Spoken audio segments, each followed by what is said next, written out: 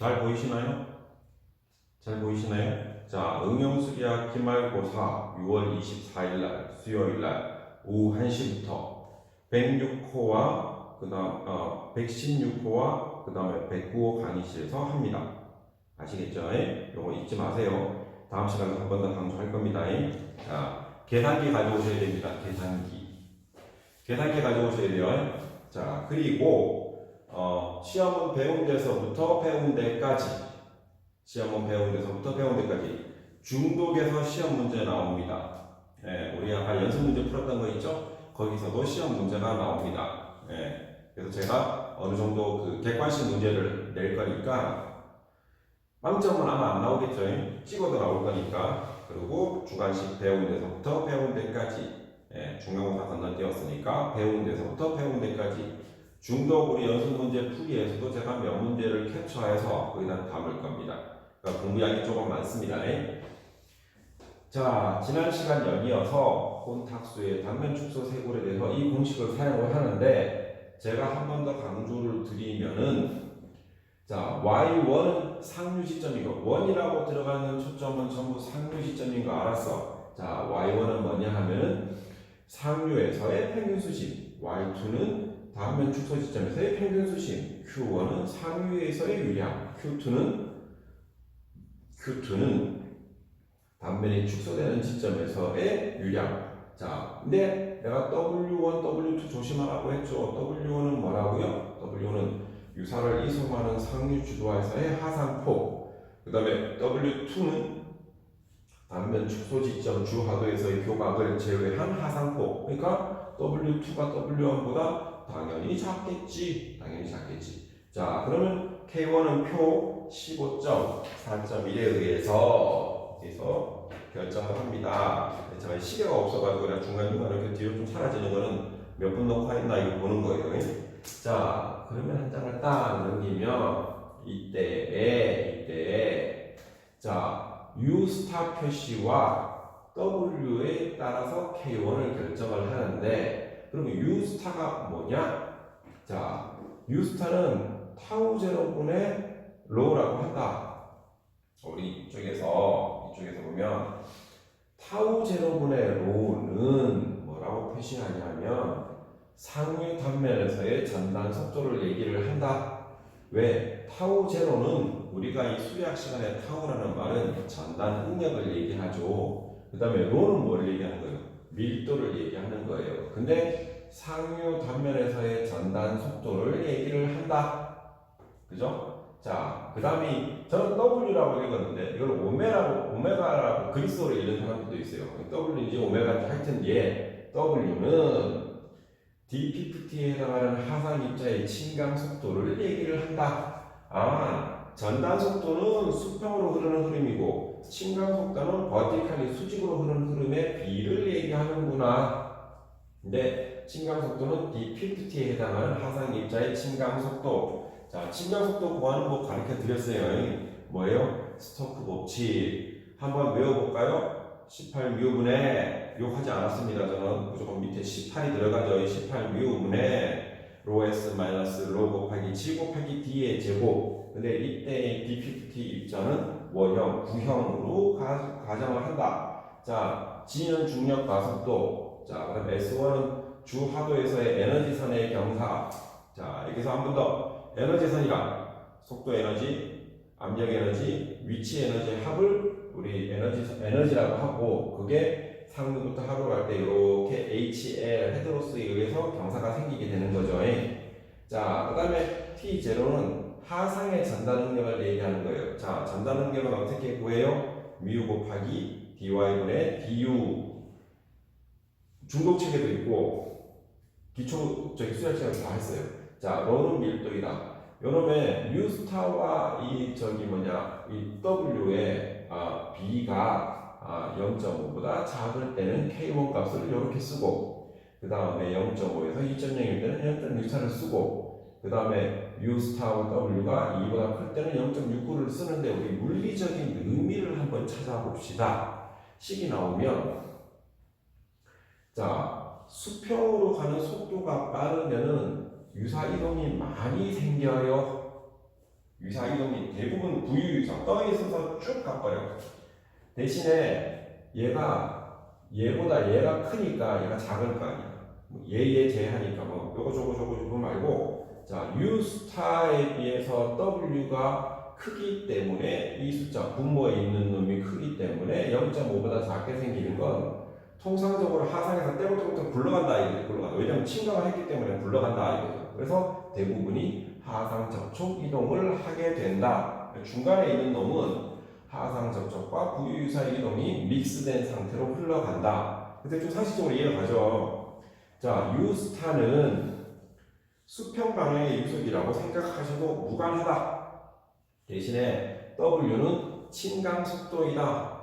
W는 스토크 법칙에 의해서 계산을 해낸다. 어떻게? D50 밑에 가서 바가지로 이렇게 긁어갖고 바가지로 해도 되고 샘플러로도 해도 되고 샘플을 채취해서 D50에 해당하는 하상 입자의 침강 속도를 18μ분의 요거 아닙니다. 로 S 마이너스 로 곱하기 G 곱하기 D의 제곱 그 스토크 법칙에 의해서 얘를 계산을 해낸다. 그러면 얘도 계산해낼 수 있고 얘도 계산했으니까 그 비에 따라 가지고 하상 접촉 이동이 많은지 아니면 통상적으로 부유 유사 이동이 많은지 통상적으로 이때가 혼탁수 세굴이 일어날 가능성이 많게 되겠죠. 왜냐면 유속이 빠르기 때문에. 자, 그 다음에 우리 청정수 단면 축소 세굴이에요. 청정수라고 하는 것은 내가 언제 생긴다고 했어요? 비 안 올 때. 그 다음에 유출량이 적을 때. 자, 교량 시점에서 통수 단면 축소로 인한 청정수 세골 단면 축소. 그러니까 상류에 있는 것들이 막 오르는데 유량이 적기 때문에 그냥 돌돌돌돌 흘러서 깨끗한 물이 오기 때문에 우리 청정수 단면 축소라고 해요. 자, 이때 얘가 청정수 단면 축소 세골 깊이는 우리 깊이는 전부 다 y로 했으니까 깊이는 이러한 식으로 만들어내는데 식이 나올 때 야 이걸 어떻게 외우냐 그렇게 하면 지겨워서 공부 못해요.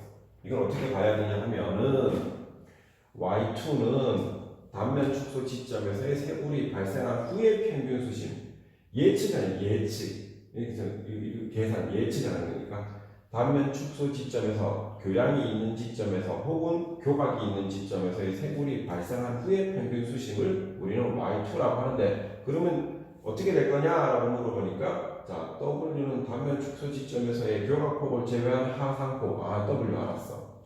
Q는 하상폭 W를 가진 교량에서의 유량이나 홍수터에서의 유량을 얘기를 합니다. 홍수터에서 유량은 고수부지 다 찼을 때 유량을 얘기하는 거죠. 자, DM은 이때 M은 중앙 입경이라는 말이 미디아, 에버리지 그 평균값을 얘기를 하는 거예요. 그걸 DM이라고 해요.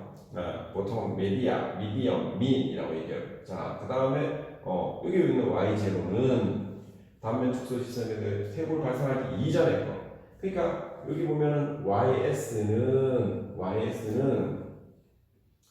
평균 단면 축소 세골의 깊이를 얘기하는데 요 S가 뭐냐 하면은 scour.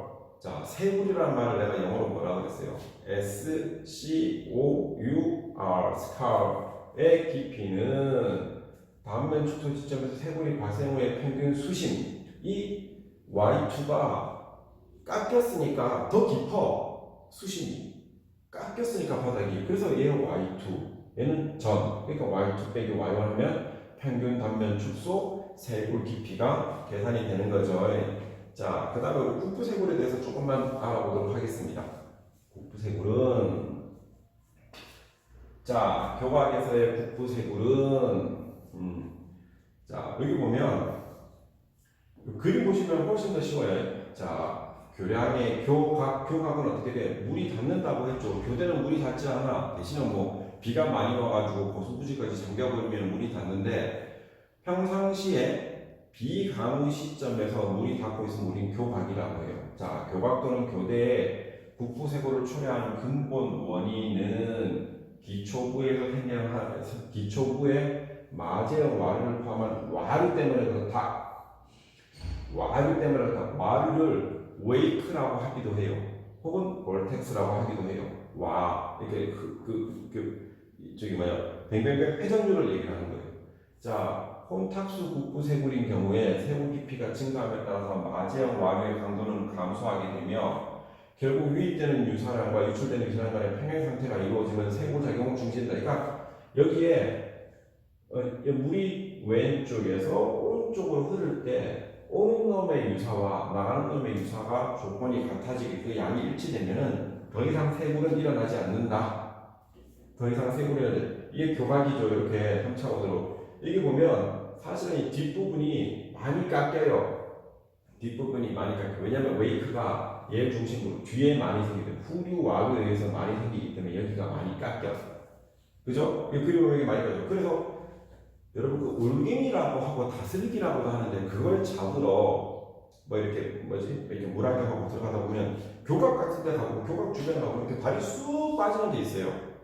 그게 뭐냐면 이 볼텍스에 의해서 침식 작용을 해서 이렇게 깊어져. 그게 내가 올갱이 잡으러 막 가다가 갑자기 쑥 빠져. 수영을 잘하는 사람들은 모르는데 왜 저렇게 얕은 볼에서 사람이 빠지냐면 당황하니까. 근데 이게 여기서부터 이렇게 충분히 길게 가면 당황해가지고 그 다음 이쪽에 수심이 깊어지는 데까지 들어가면은 못 살고 그냥 되는 경우가 있죠. 자, 우리 여기 후류 웨이크 여기 생긴 후류. 자. 교각 뒤초부 주위의 마제형 와류 외에 교각 하류부에서는 후류 와류라는 연집 방향의 와류가 생겨서 여기서 올라가는 이 방향 저기 보시면 올라가서 여기에 있는 그 흙이나 이 하상 재료들을 통해서 하류 쪽으로 이렇게 가게 돼요. 그러니까 오고 가는 게 일치되면은 세골 작용이 중지되는데 그때 평형 상태가 맞아 떨어지는 거예요. 그죠? 자, 그 다음에 교각에서의 국부 세골 산정 공식 내가 중간에 있으니까 읽어볼게. 교각에서의 국부 세골 깊이를 예측하기 위한 공식들이 여러 나라에서 제한되었으나 그러나 however 자, 제한된 대부분의 공식들이 실제 하천물인 부정류가 아닌 정상류 상태에서 균이랑 머리 입경 등의 제한된 실험 조건에서 구해지기 때문에 잘 안 맞는다. 예측을 잘 못한다. 왜냐하면 통상적으로 대부분 수비학식에 나와 있던 공식들이 시간에 따라서 흐름은 변하지 않는다는 정상 상태의 흐름에서의 예측을 하는 식들입니다. 근데 실제 조건은 그렇지가 않죠. 우리가 시간에 따라서 흐름이 변한다고 가정을 하고 문제를 풀죠. 그래서 정상 상태에서 마련된 공식들이 실제 흐름이 부정류에서는 맞기가 아주 힘듭니다.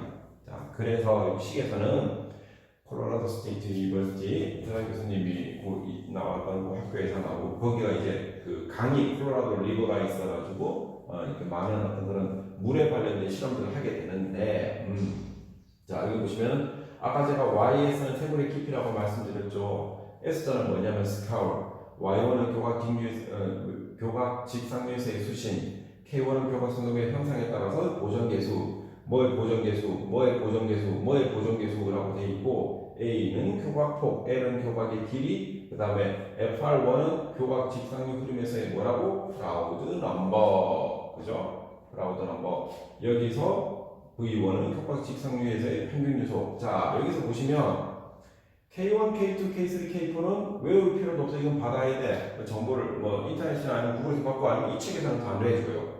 자, 그 다음에 A는 교각의 폭, 교각이 있으면 폭, 내가 이렇게 딱 봤을 때 동그랗지만을 보면 폭이 있죠.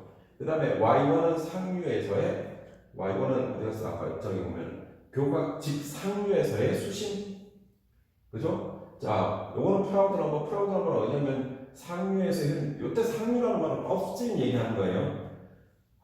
이 상류를 여기 서브크리티컬 그래가지고 그 상류 사유할 때 상류가 아니고 바로 위에 있는 업스트림 교각 직상류에서의 수심을 얘기하는 거다. 아시겠죠? 식이 나오면 두려워하거나 노하지 말고 각각의 인자들이 뭐를 얘기하는지를 여러분 아시는 게 중요하다. 그럼 이제 써봐야 되겠죠? 잠시만요. 또 시간 가야 돼. 14도 아직 6번은 나올 수 있구만. 자, 여기 보시면 교각 형상 보정 계수라 그래가지고 자, 이때 이게 교각 폭이야. 그럼 물이 어떻게 와? 요렇게 와. 요것도 요렇게 와. 얘도 요렇게 와. 자, 여기 보면 요게 교각의 단면을 얘기를 하는데 물이 밑에서 위로 가지 않아요. 이 A가 폭이니까 이렇게 오게 되는 거죠. 이렇게 오게 되는 거죠. 이렇게. 자, 그때 보면 보정계수 K1은 저항이 많을수록 K1이 크구나. 얘보다는 얘가 둥그스름하게 돼 있기 때문에 얘를 이렇게 뒤로 가면은 여기 어떻게 돼? 좀 스무스해 보이죠? 부드러워 보이죠? 얘는 딱딱하니까 어떻게 돼? 여기서부터 흐름이 이쪽으로 이렇게 일어날 거 아니에요? 그죠? 그리고 뾰족한 선다 이렇게 보면 0.9. 자, 원형 그룹 교각. 얘는 얘보다 얘가 왜 작냐면 이렇게 가면 얘가 우리 피겨스케이트 선수들 우리 단체 할 때 1번이 이렇게 바뀌죠. 왜냐하면 앞에 저항을 많이 받기 때문에. 저항을 받는 놈 말고 이게 그룹으로 되어 있으면 얘는 저항을 적게 받게 되거든.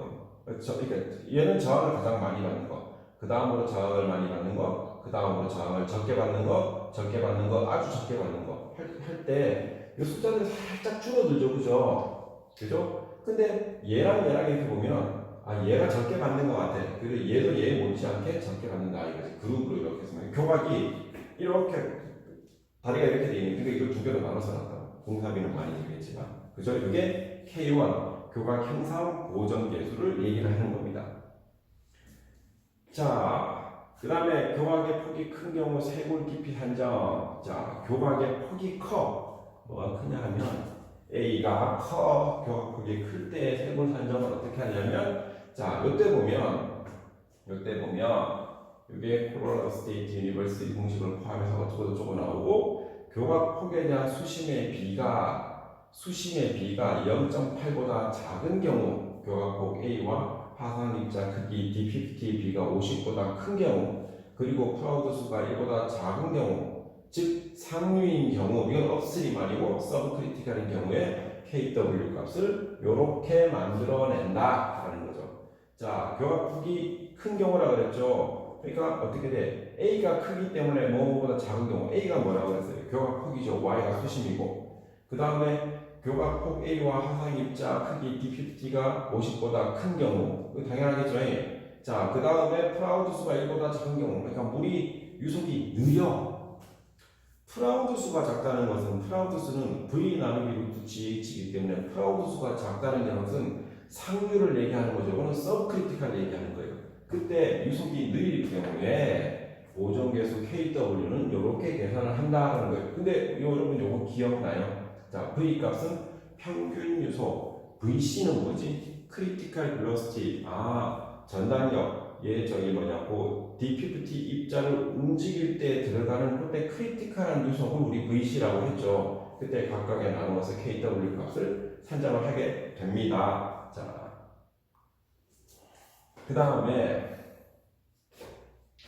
이런 경우가 있는데 이게 뭐냐 하면 흐름과 경사진 다중교각의 쇄골 깊이 산정. 자, 그려야겠는데 이렇게 거기 흘러갈 때 여기가 최첩경이야. 첩경. 그러니까 다리를 놓는데 공사비를 아끼기 위해서 여기가 가장 짧은 거리로 이쪽 마을과 이쪽 마을을 연결할 수 있어. 근데 다리 하천이 이렇게 돼주면 고마운데 그게 아니고 물이 이렇게 흘러. 그때 어떻게 돼? 흐름 방향과 여기 있는 교각들이 약간 병사지게 돼 있죠. 그러면 요 교각들을 이렇게 등가 교각으로 나타낸다. 흐름 해석을 할 때. 자, 흐름이 이렇게 흘러갈 때 A 마을과 B 마을을 연결하는 다리를 놓을 때 여기가 첩경이야. 공사비를 이렇게 놓는 게 제일 좋아. 뜻밖의 할 때, 그러면은 이렇게 할 때 A 값은 어떻게 표현을 하나요? 얘기를 하면은 얘를 다 합쳐서 등가 교각을 놔두고 그거 본다. 자, 한번 읽어볼게요. 여러 개의 교각이 흐름과 경사져서 위치하고 있을 경우 쇄골 깊이는 교각 간의 간격에 의해서 영향을 받게 됩니다. 이러한 경우에 소개한 흐름의 각에 대한 보정 계수는 하나의 교각에 대한 경우보다 작아진다. 당연히 작아지겠죠, 그죠? 교각 사이의 간격이 교각 직경의 5배보다 작게 배치된 다중교각일 경우에 얘가 2m인데 얘가 10m라고 한 것은 교각 사이의 간격이 교각 직경의 5배보다 작게 배치되는 경우, 그러니까 이게 8m, 10m, 8m, 5m 뭐 그렇게 될 경우, 교각 A는 흐름 방향의 직각으로 모든 교각을 투영하였을 때 투영폭이 된다. 그죠? 그렇게 이렇게 붙여서 이렇게 갈 때 똑같아. 얘는 왜냐면 원형이기 때문에 그때는 하나, 둘, 셋 이렇게 해서 얘가 6m가 되고, 왜냐면 여기 다 직경이 2m니까 이게 2m가 되고 등가 교각으로 계산을 한다라는 거죠. 이렇게 계산하는 거예요. 면적도 이렇게 계산하는 거예요. 아시겠죠? 자, 그 다음에 잠깐만요. 뭐 중요한 거라서. 자, 여기까지.